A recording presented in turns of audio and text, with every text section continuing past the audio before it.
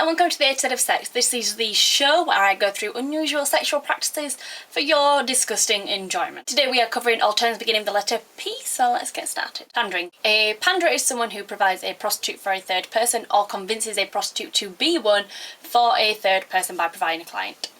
So there you are, love. Don't tell me that I don't ever do anything for you. Podactophilia. This is the arousal that one gets from sinning, and it's because of the guilt that's involved with this that it becomes so erotic. This is usually done by masturbating in a place of worship, seducing a member of the clergy or a virgin, or playing hymns during sex. So I guess I won't be dressing up as a nun this year for Halloween. Pedophilia. This is the sexual attraction towards dolls. Kinky California cannot. There is a man in California that shaves the heads of Barbie dolls and then swallows the bald heads for sexual attraction. Once it is passed through the digestive tract, he then repeats the process again. Paedophilia. This refers to an adult that is sexually aroused by children. Penile ligation. This refers to the binding or tying of a penis. Young Athenian men used to tie string around their foreskin while competing in gymnastics. The word gymnasium obviously translates into to exercise naked, so that makes sense. However, nowadays it's more or less used just between uncircumcised gay men as a form of sex play. Just don't attempt the Macarena. Phallophilia. This is the arousal from penis with extreme proportions. There is a reason why people say, "Oh, once you go black, it's not the size of the ship that matters. It's all about the motion in the ocean." Yeah, but only a fool would take out a dinghy on the stormy sea. Phobophilia. This is the arousal from fear. I get that this might make sex a little bit more exciting, but my main fears are farm animals and murderers, and I don't really fancy having sex with either of those, thanks. Thygophilia. This is the arousal one experiences from flight. The Wright brothers, first members of the Mile High Club. Photophilia. The arousal from feet. Really?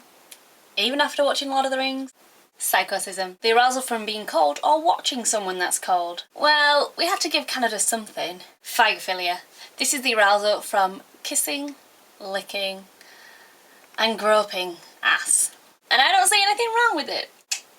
So that just about does it for this week's A to Z of Sex. Please give it a thumbs up and like it and stuff if you actually liked it. It does help out quite a lot. I don't have to do it on all my videos, but for these ones, so much prep goes into it. And it gets kind of frustrating, I'm not gonna lie, when it's less light than my other videos. Like, you might have noticed that it's got considerably darker as the video has gone on, and that's because my camera records for 2 minutes. I then have to charge it for 3 hours, and then I record for 2 minutes, and then I have to charge it for 5 hours because it dies all the time. And then it takes 300 minutes to upload. So when I have a full-time job and I'm doing a TEFL course, I don't really have time to make that many videos because I really don't have the patience for this shitting camera or the internet. Also, Halloween's coming up and I'm always poison ivy, and don't even suggest Ariel because I can't walk in a fishtail and I'd want it to be made out of PVC. But could you please suggest, like, I don't know, ideas that I can dress up as for Halloween?